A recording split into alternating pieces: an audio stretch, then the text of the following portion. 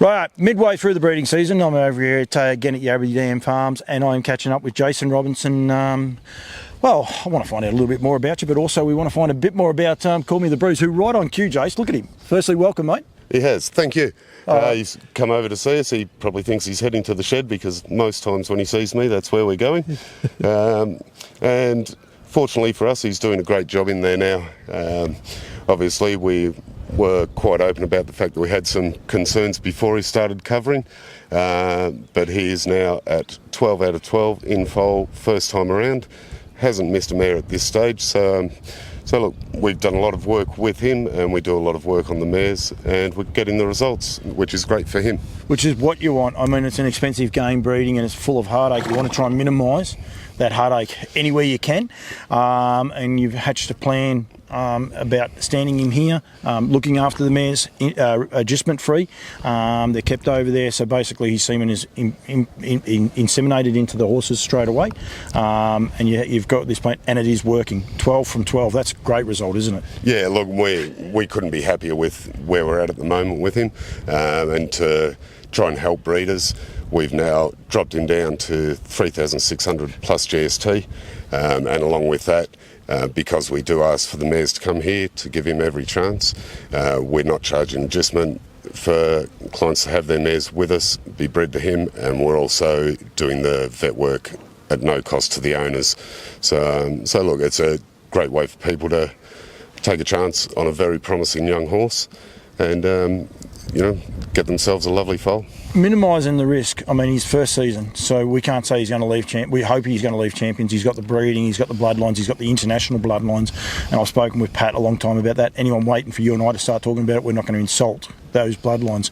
He ticks all of those boxes in that area, but to minimise or maximise the return, if you like, on people's dollars, even though they can come across here, you just said then, vet fees are free, adjustment is free, it is still an expensive process to breed. So to be able to get these horses in foal straight away, get them home where they can look after them, do what they like with them and foal them down how they want, that's a massive commitment from Pat and Yabby Dam Farms and what you guys are trying to achieve here, isn't it? It is, and look, Pat's very committed to the process. You know, he's very committed to the industry. I think everyone knows that and has seen that through the years. And to, not many people would be able to, sort of put a stake in the ground and say, I'm going to bring this horse out from Europe, I'm going to race him here, then I'm going to stand him as a stallion. And, the pedigree that he brings with him along with his race performance gives us every chance with him, and now it's just getting some numbers to him, which is why we're offering what we are. Just make sure he gets a chance to get off the ground and get running first year.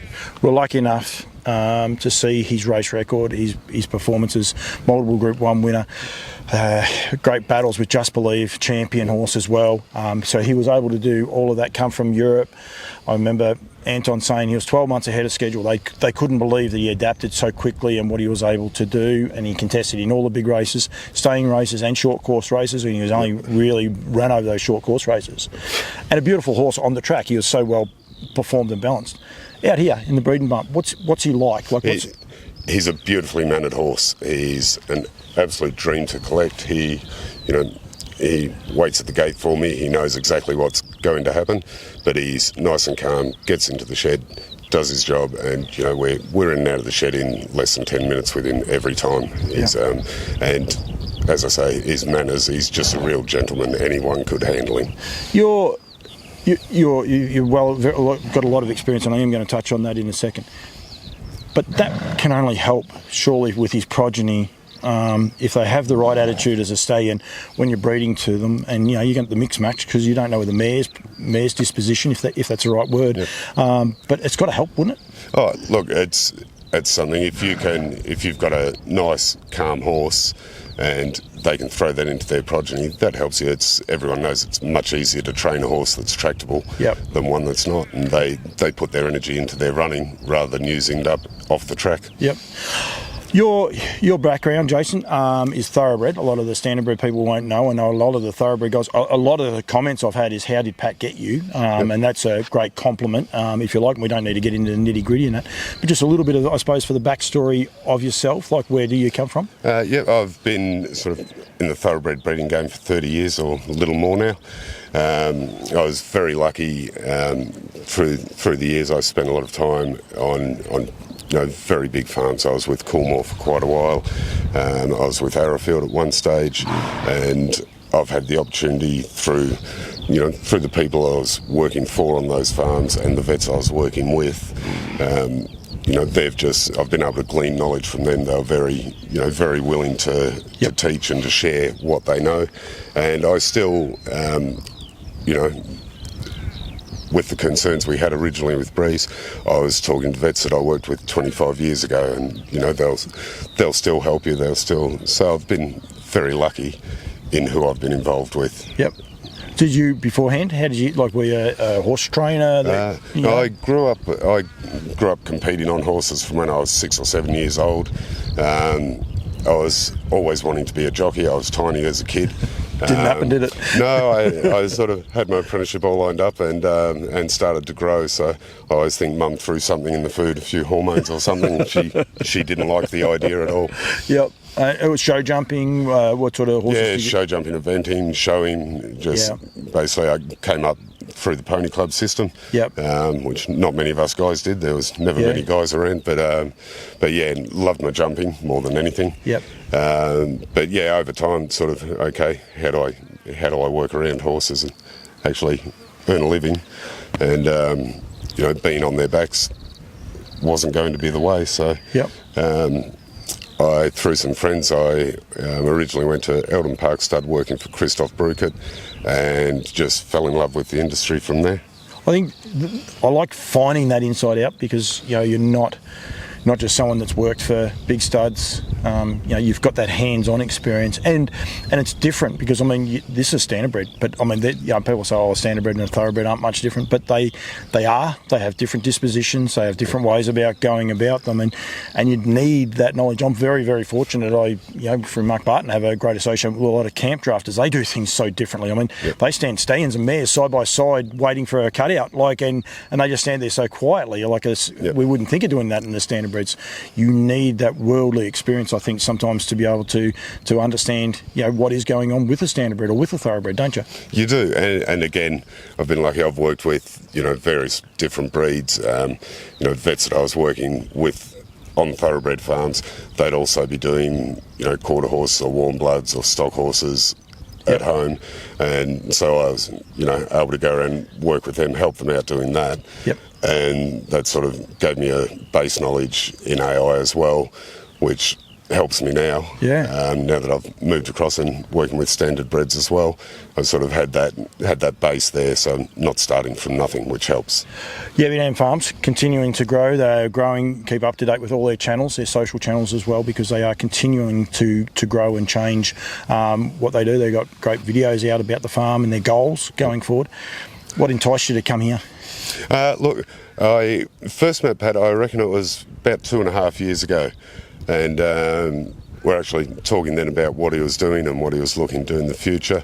I'd not long been in my last job at that point, and I said, look, I'm actually very interested, but I can't walk away after a short time somewhere else. So sort of a couple of years later, I approached Pat and said, look, I'm ready to make a move. If it happens to be the right time. And we spoke over a good few months after that, and finally decided that yes, this is something that we can make work. Was it the winners, or what you could see? Was it Pat's demeanour or the farm, or was it the fact of a whole new challenge? Look, it's Pat's demeanour is very important. He's a very easy guy to talk to work with, but also the projection, or the sort of incline he wants to put the farm on. It's something you can grab hold of and say, okay, I want to be part of that, and I want to drive this forward. Yeah, and that challenge. a challenge to try it. Yeah. You always want to challenge in what you're doing. As I say, I've sort of been breeding or in the breeding game for 30 years, so you want to find something new, something that's going to be a bit hard at times. Yep. And push you as well. The thoroughbred side of things, you see the winners. They're coming. They are coming, and that a lot of mares, a lot of horses going to sales, a lot of yearlings going to sales. Had a very good weanling sale earlier this year, which was good for the farm, and that you can see the projection with the thoroughbreds going the right way. Definitely. We've trimmed the edges of Pat's broodmare band a bit this year, looking at just making sure we've got the quality that buyers and trainers are going to want. We've got a nice group going to the sales this coming year. Yep.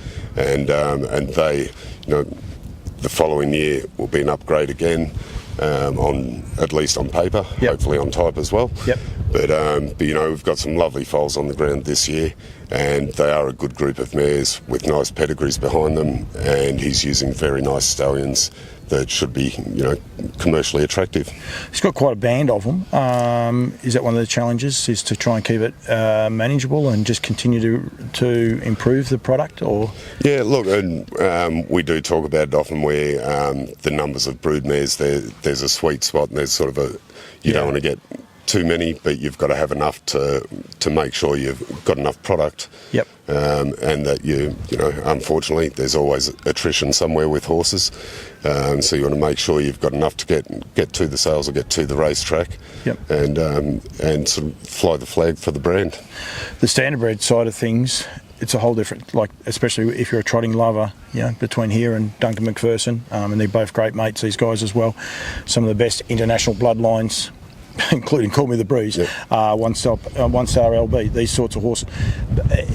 It must be a whole new frontier for you in a way. Are you starting to get your head around what you're working with? I am. Sort of learning new bloodlines is a bit of a challenge, because I sort of looked at nothing other than thoroughbred pedigrees for a long time.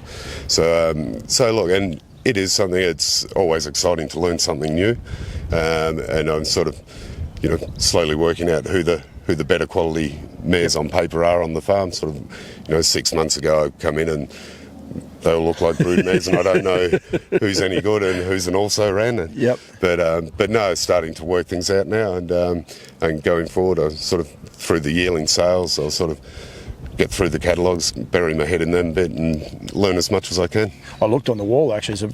She's a busy 3-4 months, isn't it? It is. Going to cover a fair bit of territory, that's for sure. Yeah, we've actually got our first group of yearlings in there, just doing a bit of pre-work, really, pre-preparation. Head off on a plane to New Zealand to be prepped over there at the end of next week, and then the start of the following week. We start pulling in thoroughbreds and standardbreds for sales early in the year, so it'll just keep rolling until the end of March. Just get bigger and bigger. Yeah.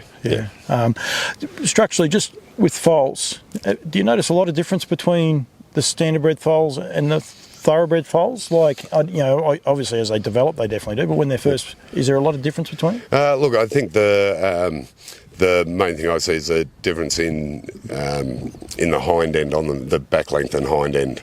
Thoroughbreds, we've sort of bred them to you want from day one. We're looking for power and strength behind, whereas the standard breds, they're always going to get a bit more time, and they seem to tend to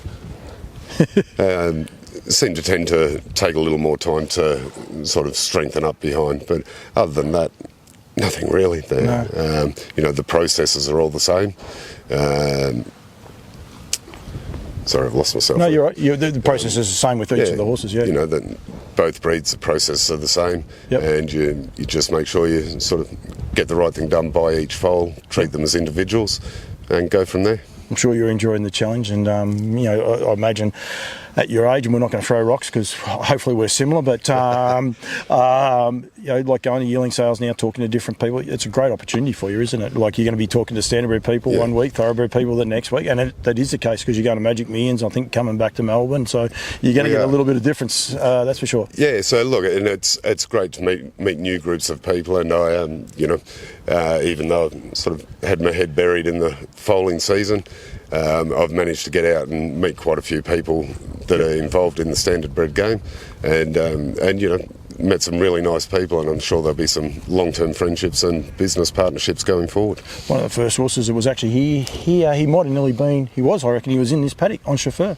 You saw him the other night. You would have been pretty proud of how he went the other night running second. Oh, look, great result, and especially the work he had to do early to find the lead. Yep. I think that just shows that he's got the class it takes, and I would hope in the coming years he's back in one of these paddocks right here again. Yeah, affectionately known as a king, and I've never had Greg Sugars give a bigger rap for a horse in my life, and I know Craig and all the guys actually speak so highly of him as well, so hopefully he can continue on and just get that bit more match fitter, if you like. He got beat by a nice horse the other day, but he definitely wasn't disgraced, that's for sure. No, look, he's early in a prep, and those horses are very deep into theirs, so, they're rock hard. He's probably still got some more to come, so extremely promising, and just great to see him step out and really have a go at it.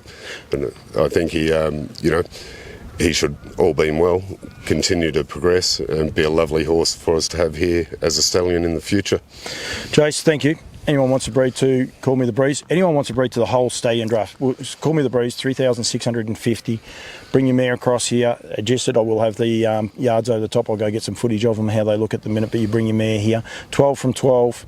At the minute, which you can't ask anymore. That's as I say, it's we couldn't have asked for a result like that. Yep. All your vet work is well covered off, so 3,650. Do not forget Classic Connection. I have got one of those at home in the cart, and I do love her. She's a beautiful horse, and he was 100% at the racetrack at one stage. He's not quite. I think he's about 80% just at the minute, and doing a terrific job.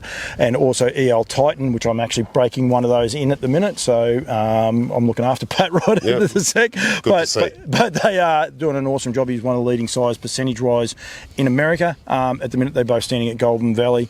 We have Used to Me and Always Ready both in Queensland. We do. So make sure you're aware of those. Yes. And for the Australian viewers, you can still get on a streak. I saw one trialled the other day, so won't be racing until next year, but so they obviously can get up and about, and he was a Breeders' Crown winner himself. So you can get on a streak from Wayair Farm in New Zealand across here, freshly chilled, and also all cashed up. So for the New Zealand viewers, you have both all cashed up and on a streak available over there.